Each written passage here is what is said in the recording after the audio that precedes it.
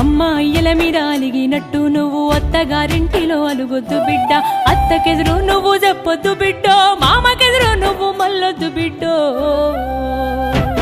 అది అత్తగారిల్లే బిడ్డో, బతుకు కత్తి మీది సాము బిడ్డ, జర్రయాదిలా జర్రయాదిలా జర్రయాదిలంచుకోవే బిడ్డో, అడుగు పెడుతున్న దత్తోరిల్లు.